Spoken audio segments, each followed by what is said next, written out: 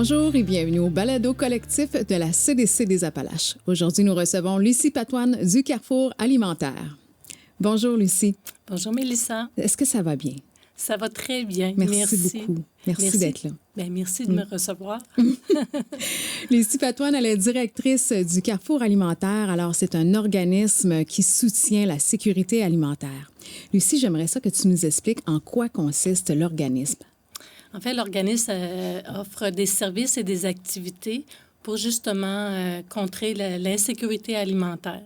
Donc, quand on parle d'insécurité alimentaire, on parle de beaucoup de choses. On rejoint l'alimentation, bien s'alimenter pour justement combler tous nos besoins, avoir un lieu où est-ce qu'on peut briser l'isolement, développer des compétences au niveau de l'alimentation, mais aussi sociale.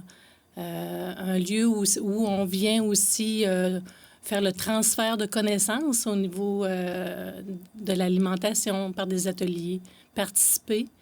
C'est un lieu où on peut s'impliquer aussi au Carrefour, donc un lieu d'intégration pour l'implication citoyenne. OK. Et comment est partie l'idée du Carrefour alimentaire, en fait? En fait, c'est vraiment une consultation, une mobilisation sociétale de la communauté au départ qui en sont venus à la conclusion qu'il fallait établir un organisme avec un service de proximité. Donc, on parle vraiment à ce moment-là d'un service d'une épicerie solidaire, parce que dans le centre-ville de Thetford, il y avait, on le considérait comme un désert alimentaire. Il n'y avait pas d'épicerie. Les gens devaient se rendre, prendre le taxi ou l'autobus, même le taxi, parce qu'il n'y a pas l'autobus, pour aller faire leur épicerie ou s'alimenter au dépanneur du coin, donc à des coûts élevés. Ça a été le constat aussi, et un lieu rassembleur où les gens pouvaient développer des compétences sociales et aussi briser l'isolement. On s'entend que la sécurité alimentaire, ça touche énormément de gens. C'est en croissance. On voit une hausse phénoménale due au coût de la vie aussi, à l'inflation qui s'ensuit au niveau des logements.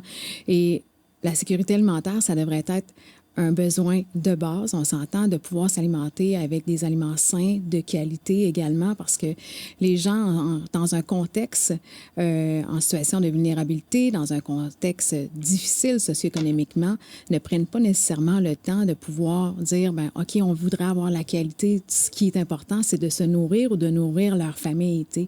Donc, on comprend que le Carrefour alimentaire devient un pôle, un pivot important, justement, pour satisfaire cette clientèle-là. C'est comme ça que je l'entends? Oui, c'est bien ça. Donc, le Carrefour alimentaire, les services sont offerts à tous, donc tous les citoyens de la MRC des Appalaches, mais ciblent principalement les personnes en situation de vulnérabilité, d'exclusion sociale, en situation précaire financièrement.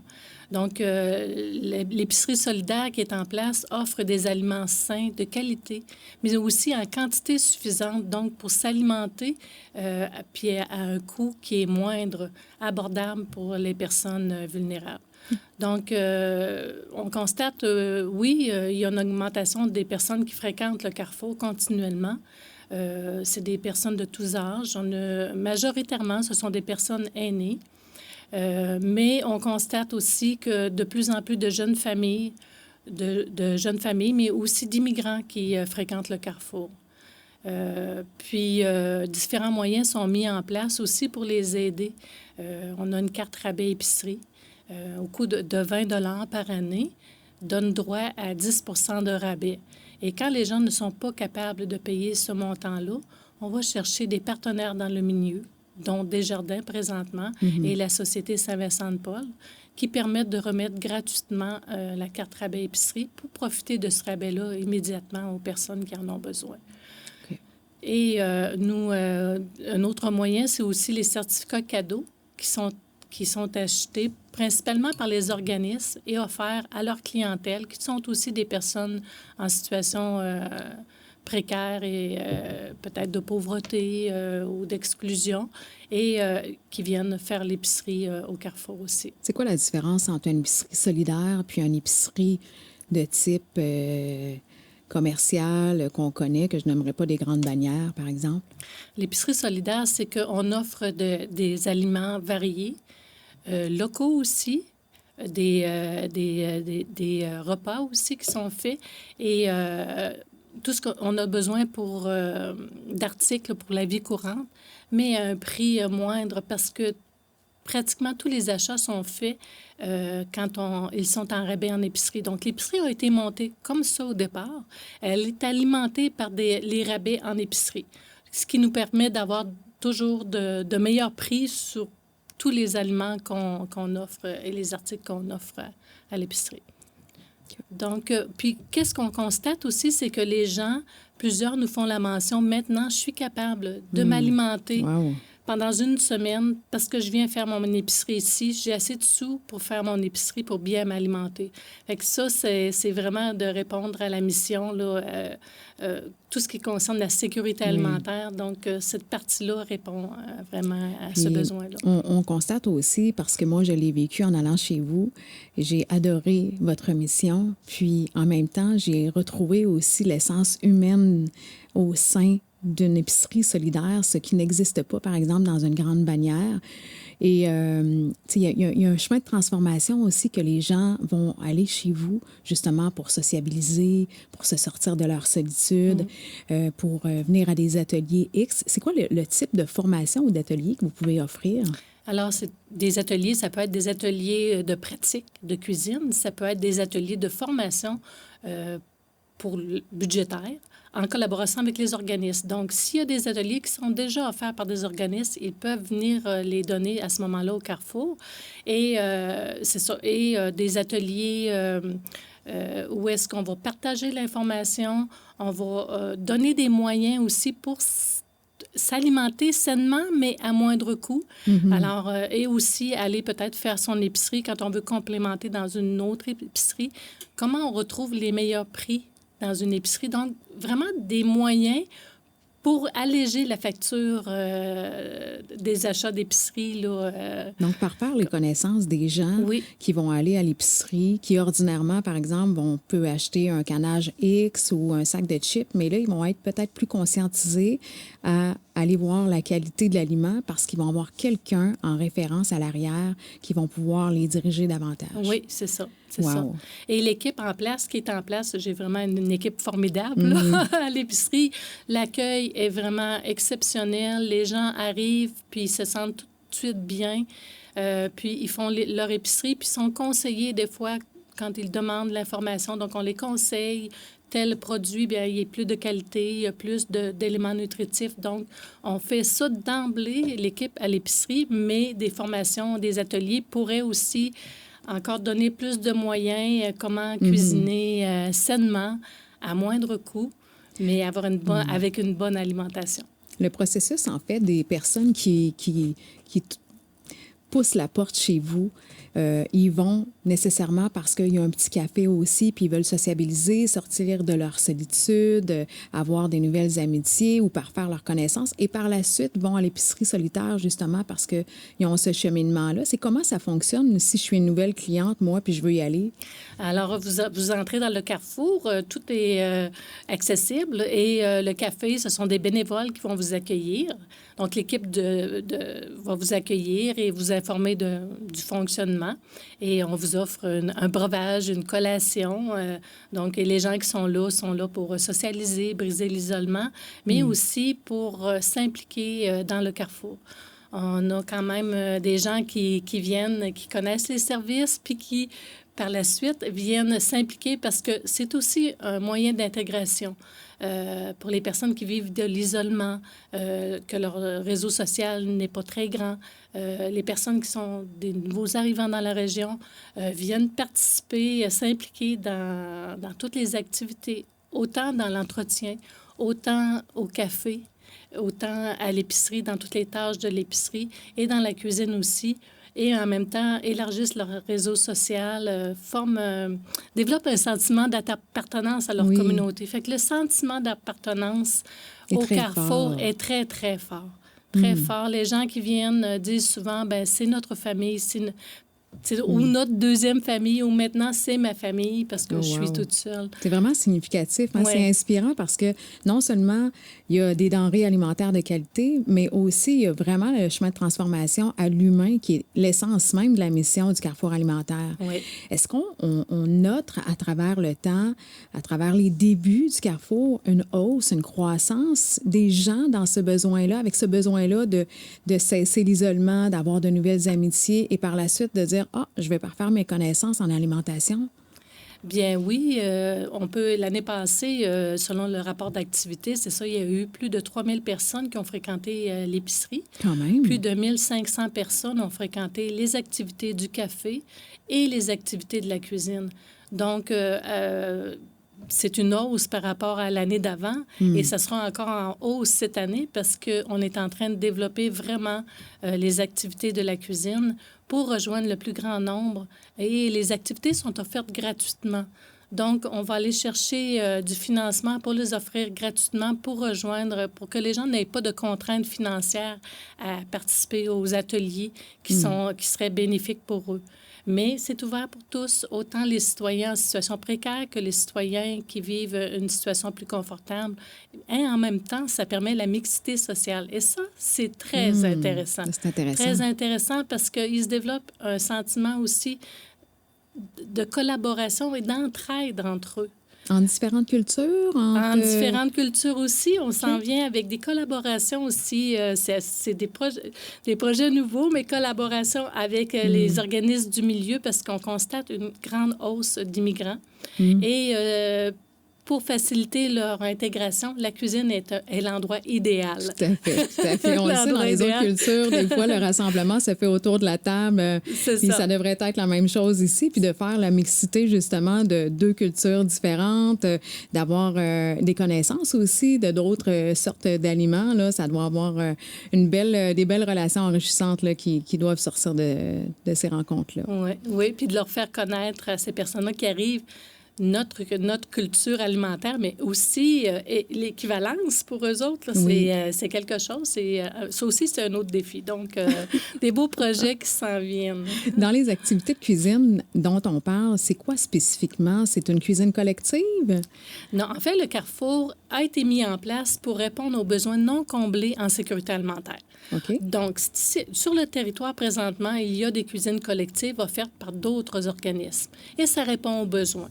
Tant et aussi longtemps que ça va répondre aux besoins, le Carrefour ne mettra pas en place des cuisines collectives, mais des ateliers de cuisine de groupe, des ateliers informatifs, des ateliers de découverte de produits locaux. Ça peut être l'alimentation, c'est grand, c'est large. Là, on peut offrir beaucoup de choses là, pour informer les gens. Puis aussi la pratique aussi. OK. Quelle est la clientèle type qui témoigne le plus des apports positifs que le Carrefour alimentaire peut leur procurer personnellement? Okay. Bien, ce sont les personnes qui vivent vraiment une situation de pauvreté, d'exclusion sociale. C'est pratiquement...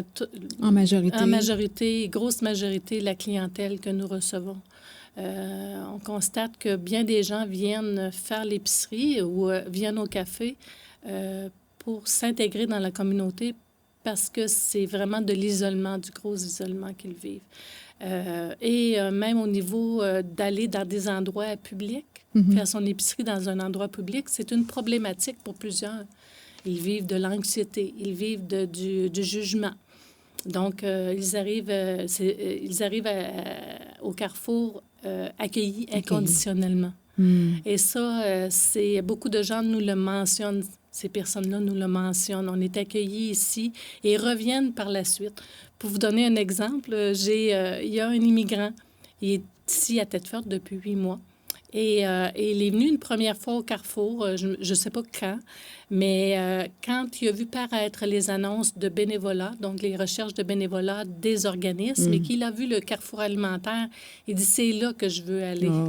Donc, quand les gens viennent, ils restent avec le sentiment d'accueil inconditionnel, malgré leurs différences, malgré leur provenance interculturelle. oui. Wow, c'est vraiment une belle source d'inspiration.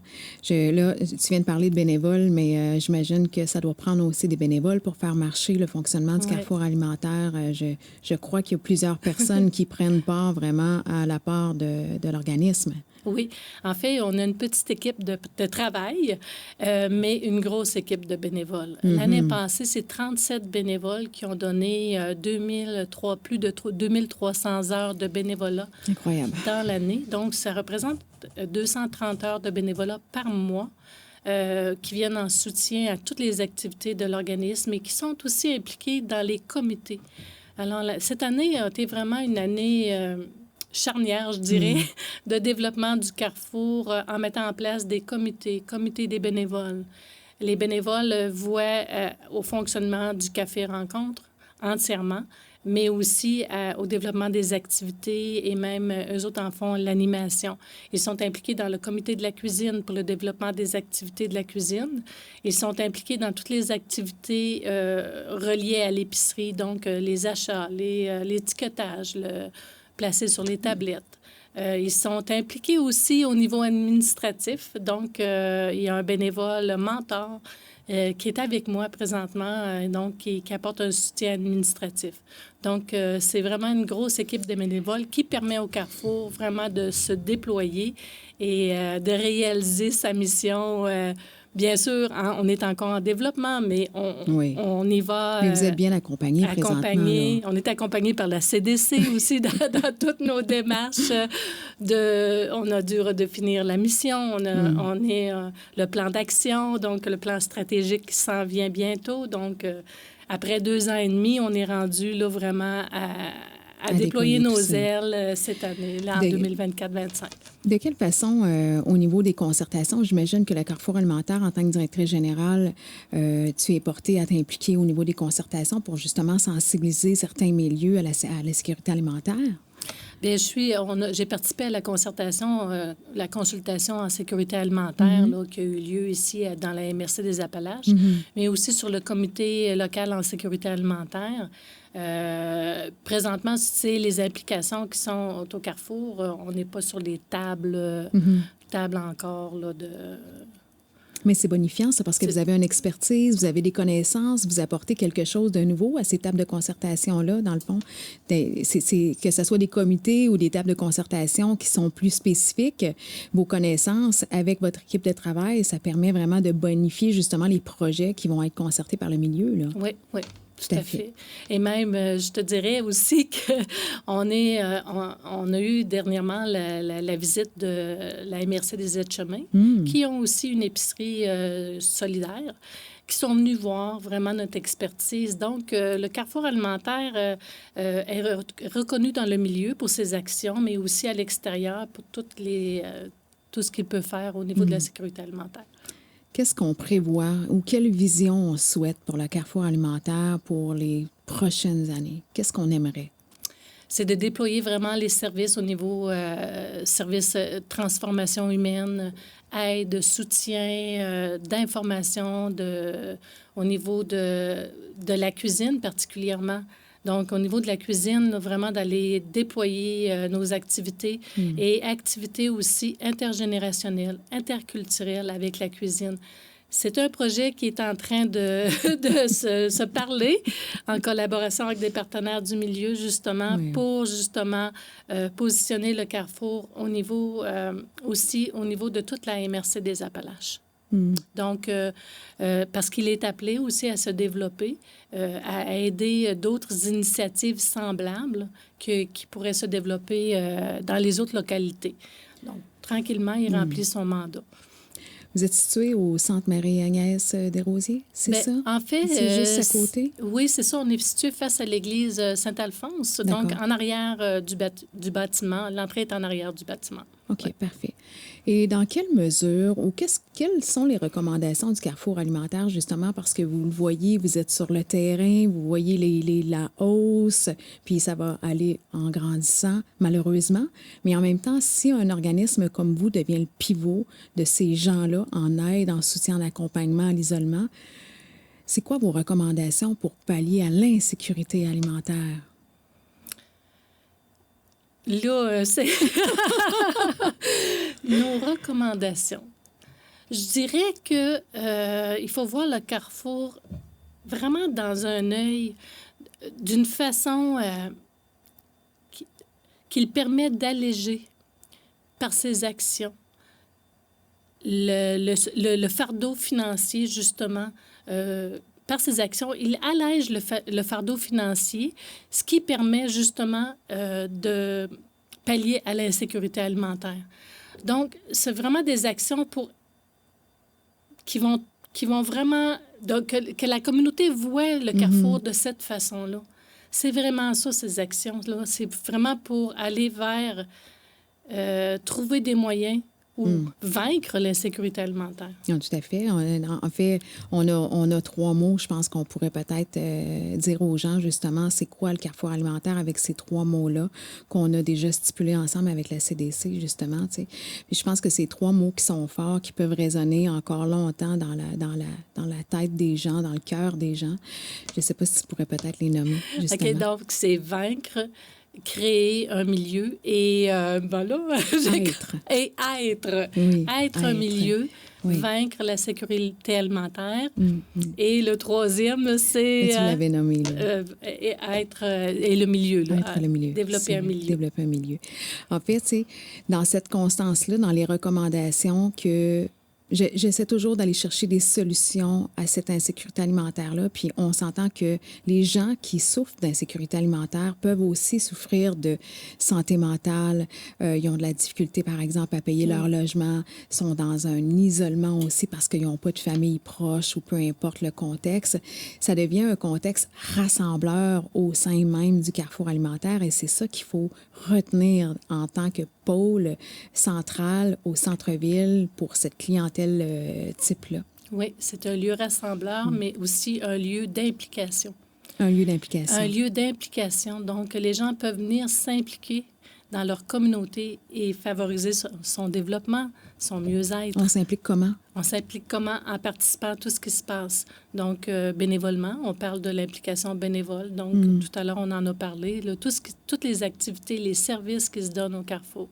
Donc, c'est vraiment un lieu rassembleur d'implication, mais aussi d'intégration dans sa communauté.